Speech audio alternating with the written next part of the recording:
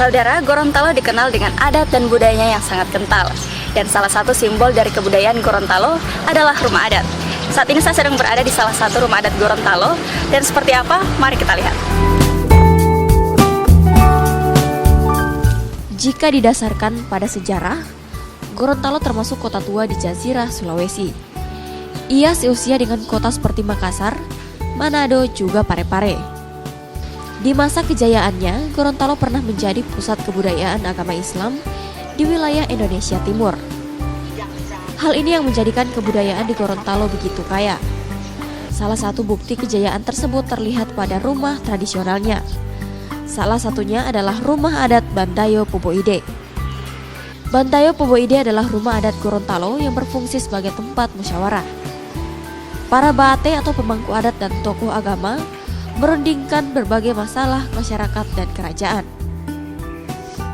Bantayo Poboide memiliki luas 115,16 meter persegi. Rumah adat ini berbentuk panggung yang ditopang oleh 32 tiang dasar sebagai pondasi bangunan.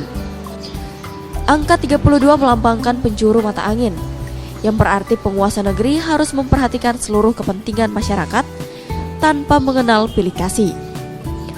Semua bangunan ini berasal dari kayu terpilih dari hutan tua Gorontalo. Lampu kuno tergantung di langit-langit yang berhias bunga teratai besar, menyatu indah dalam temaram cahaya.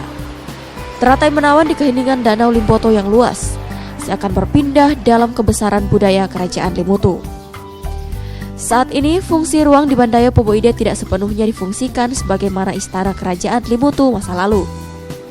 Kamar-kamar dimanfaatkan untuk keperluan sidang adat dan keperluan pengelolaan kepariwisataan.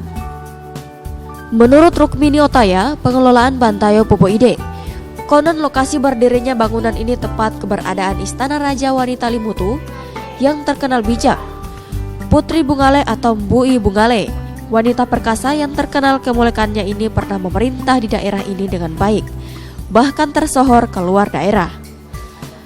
Keharuman nama Mbui Bungale hingga kini masih tercatat dan menjadi salah satu ratu ternama dalam sejarah Gorontalo masa silam.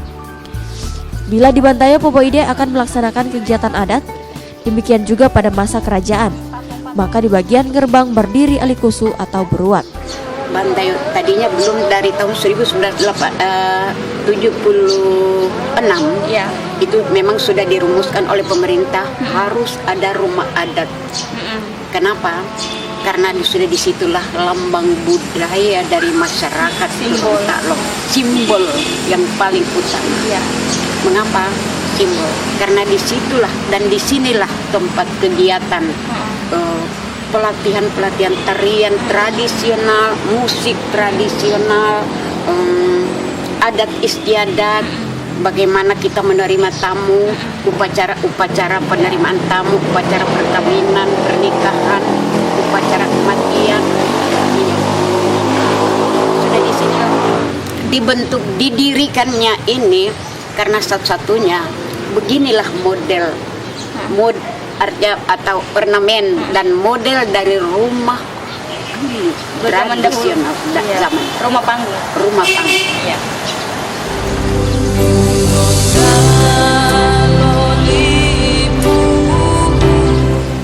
Bantayo Poboide yang agung saat ini selain berfungsi untuk tempat sidang adat, juga diharapkan menjadi tempat penyimpanan benda-benda masa kerajaan. Koleksi berbagai macam senjata tajam, tombak dan peralatan menangkap ikan, bajak sawah, alat musik dan lainnya terdapat di tempat ini. Menariknya, replika aneka ragam senjata tajam bisa disaksikan di sini. Tombak aneka ragam senjata ini menunjukkan masa lalu Gorontalo memiliki kemajuan pertahanan dan keamanan yang tinggi, terutama dalam menangkal bajak laut dan minandau. Bantayo Poboide digunakan pertama kali pada 22 Januari 1985 untuk sidang pengukuhan gelar adat kepada Nani Wartabone, seorang patriot Gorontalo yang menjadi pahlawan nasional. Hingga saat ini kegiatan pengembangan kebudayaan, kerajinan tradisional, dan kepariwisataan juga dilaksanakan di Bantayo Poboide ini. Dua pasang busana kebesaran kerajaan bisa disaksikan di ruang Buludehu. Busana ratu yang disebut Biliu dan pakaian raja warna hijau dan merah dari 4 warna kebesaran adat atau tila bataila, merah, kuning, hijau, dan ungu. Bantayo Poboide yang menjadi lambang kebesaran masa lalu Gorontalo masih menyimpan nilai luhur budaya, seperti pesan adat dan menjadi simbol budaya yang ada di bumi Serambi Madinah. Saudara, hal menarik lain yang sangat menonjol dari rumah adat ini adalah tamannya. Gazebo kecil dan pot bunga dicat berbagai macam warna sehingga membuat rumah adat ini terlihat semakin cantik. Tim Liputan Kompas TV Gorontalo.